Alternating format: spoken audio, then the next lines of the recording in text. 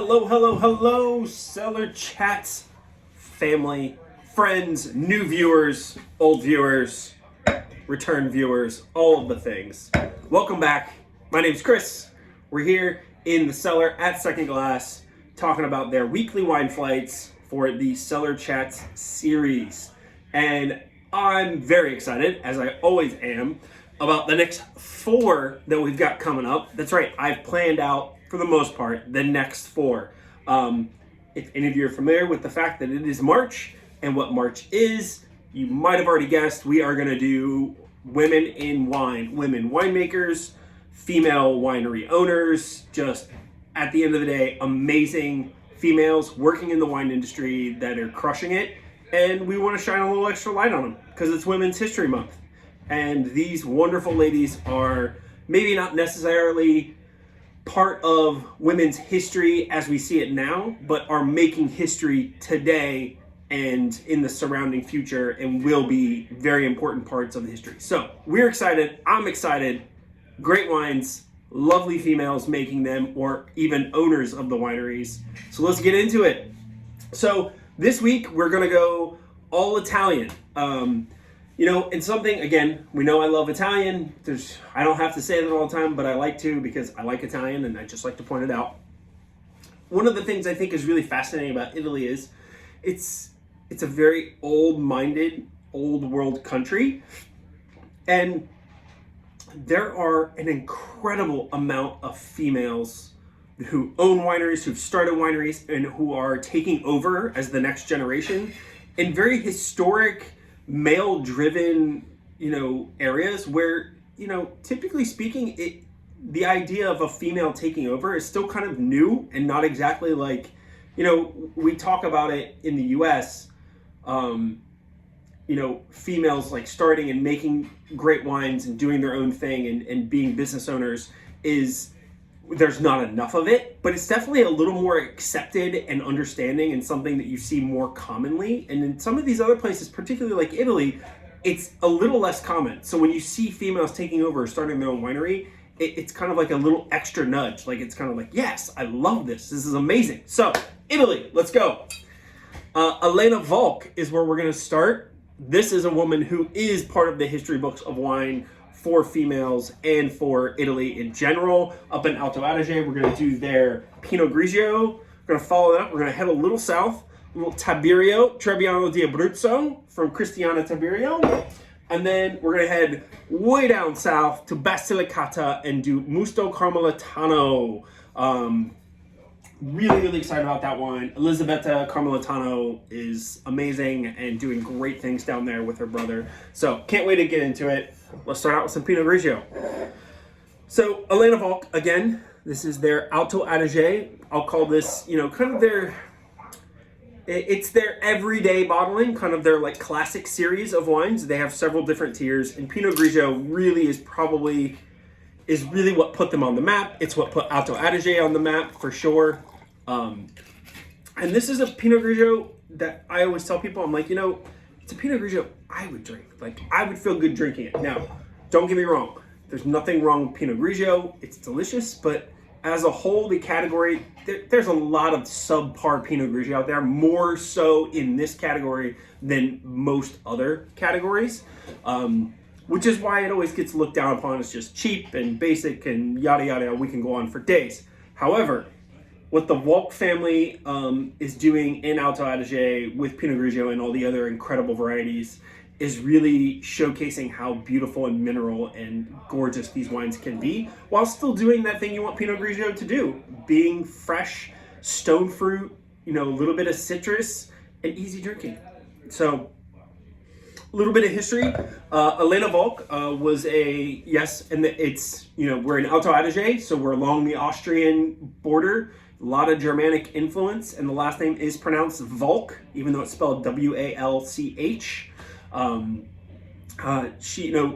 Elena married into the Volk family. She was an architect before this. She married into the family in the 80s. The family had always had a property in the Alto Adige region, for those of us who know how to speak English. The wine, they'd made wine, it was part of their history, but they'd never really put a ton of dedication into it and done something on their own.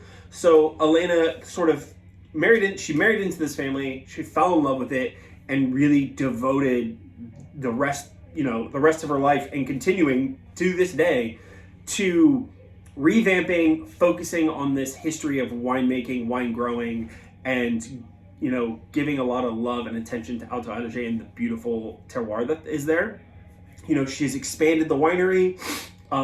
She's done so much efforts for sustainability, better farming, just cleaner practices, and just raising the quality level across the board for Alto Adige and for Pinot Grigio and other varieties. Like Chardonnay has a long history here. You've got Gewürztraminer, very long history, Pinot Bianco, and then native red varieties like Schiava, Lagrein, and even Merlot, again, a variety that's not native but has been here for a very long time.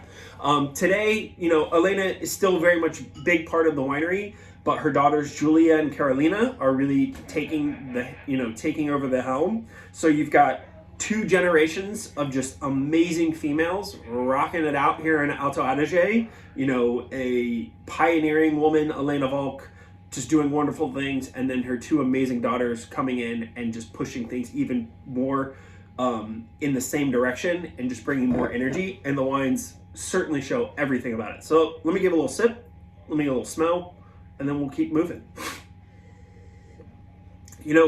Good Pinot Grigio to me stands out from like basic Pinot Grigio in the sense that basic Pinot Grigio is just fruity. That's really all that's going on. And that's what, oftentimes for a long period of time, that's what people look for in Pinot Grigio. They just want it to be light and fruity and basic. And that's fine. That's a great porch sipper. Good Pinot Grigio has that fruity character, and then there's like this little underlying like mineral crispness that you almost really can't describe it, but it's just something that like brings lift to that fruity character, and that's what this does.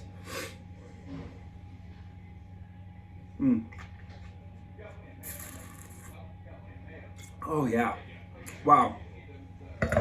Again, tropical fruits, more stone fruit character, really beautiful like acidity, and I think more like the acidity and freshness that you get from like a peach or from like a pear than what you would get from like a lemon or an orange or a lime. Just really lively on the palate, great nose.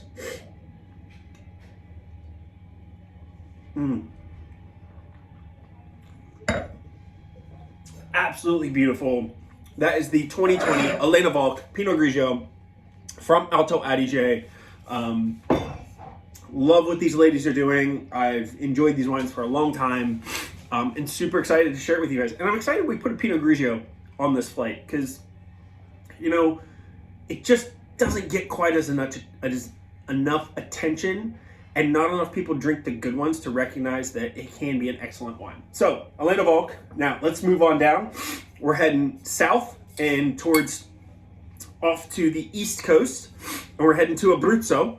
And this is Tiberio Trebbiano di Abruzzo. So hopefully, I'm hoping to make it through this whole tasting without having like a whole like allergy breakdown. So that's my goal today. One shoot, no allergy problems like last week, because it's probably painful to watch. It's really painful to go through.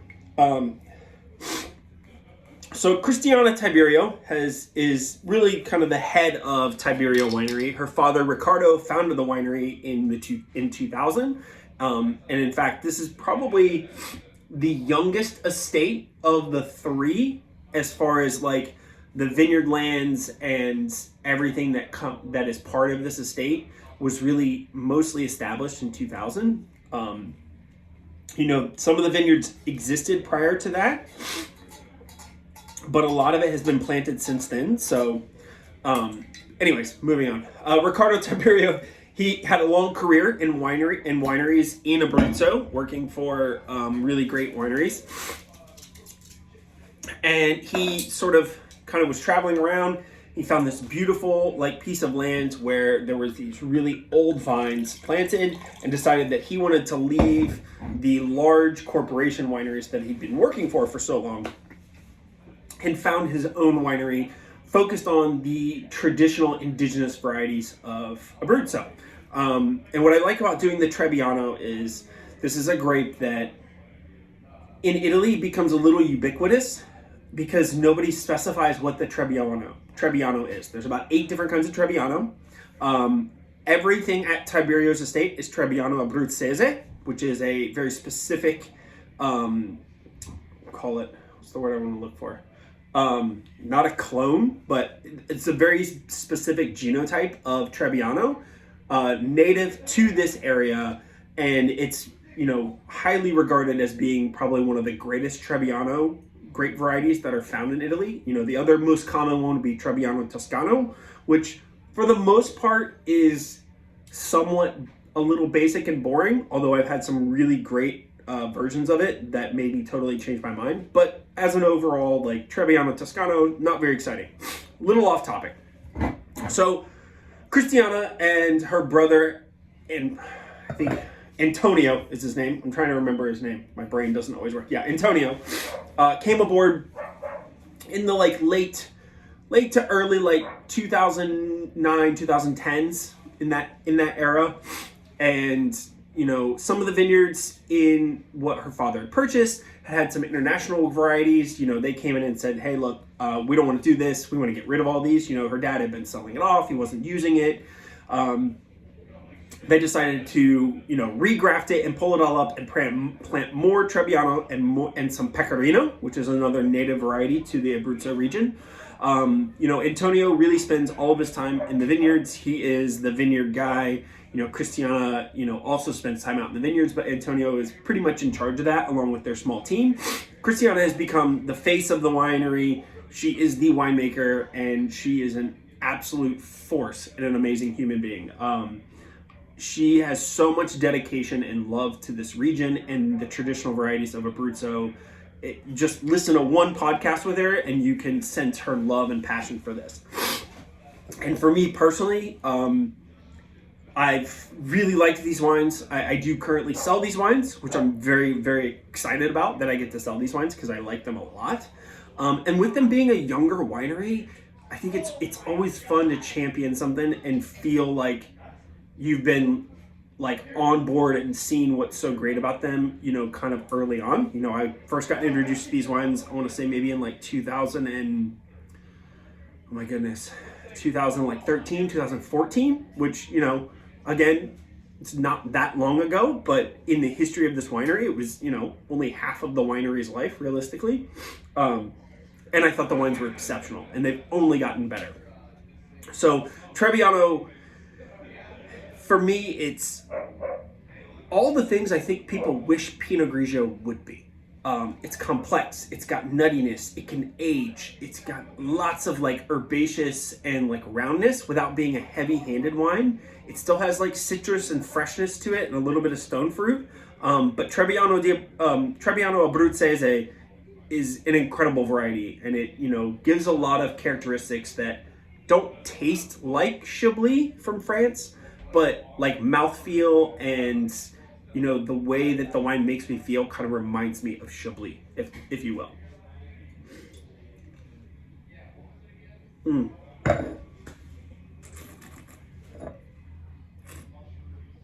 Yeah, just a beautiful golden color. You know, again, it doesn't taste like Chablis, but it does things that Chablis does. Chablis is very mineral and citrus and has this lingering, beautiful texture on the palate. Trebbiano has that mineral citrus texture on the palate. It's very lively and fresh. It's aromatic. You know, they can age incredibly well, and as they age, they get these more complex herbal and kind of nutty characteristics without ever feeling flabby or heavy.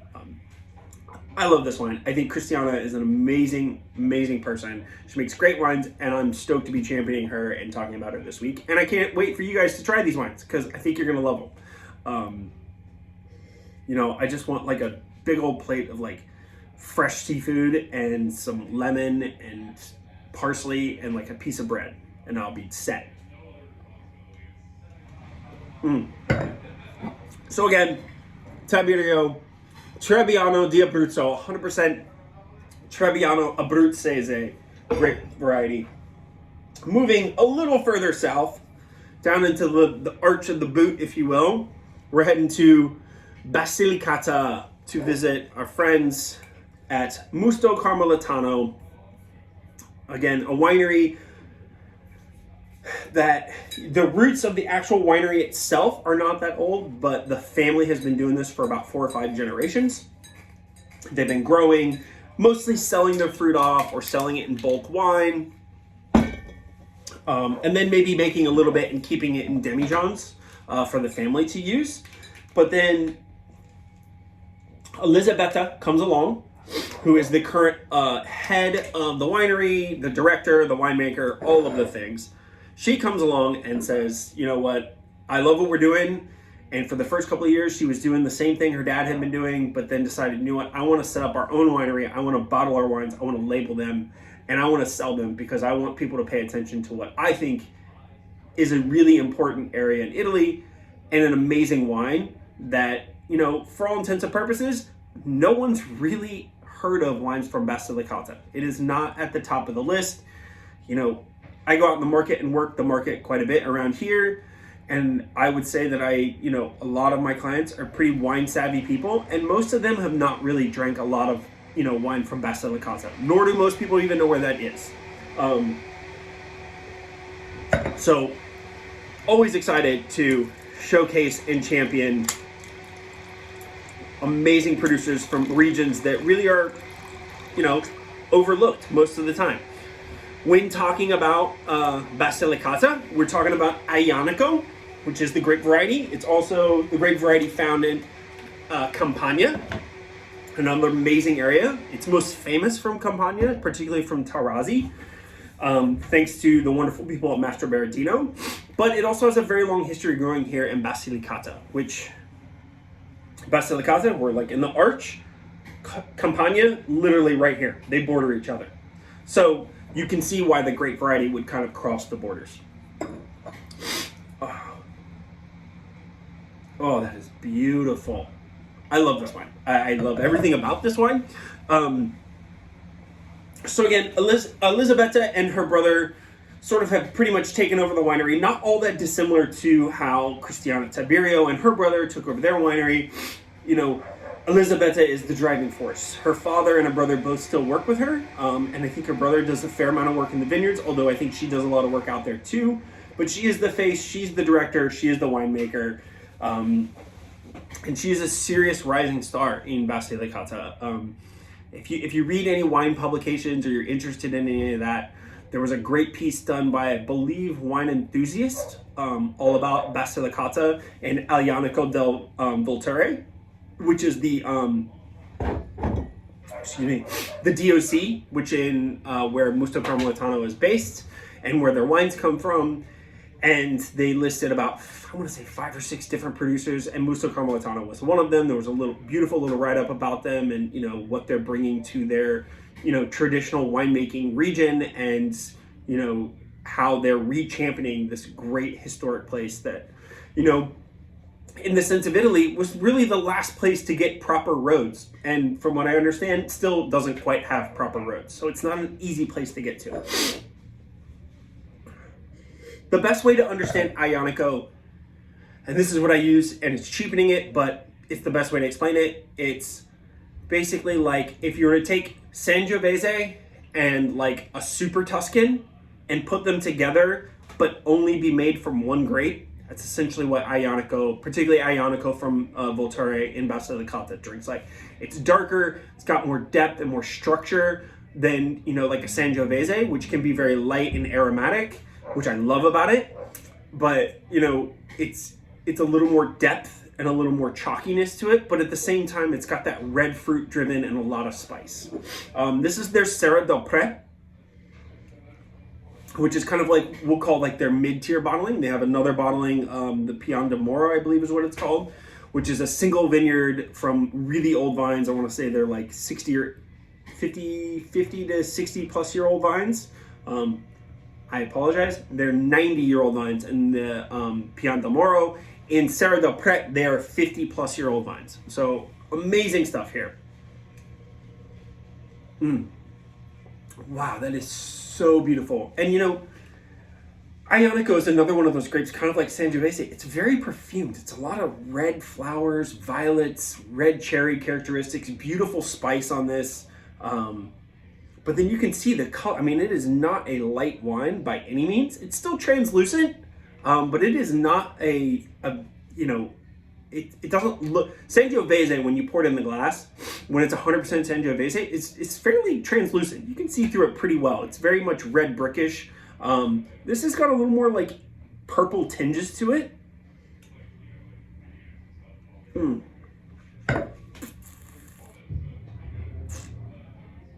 Oh my goodness, yeah.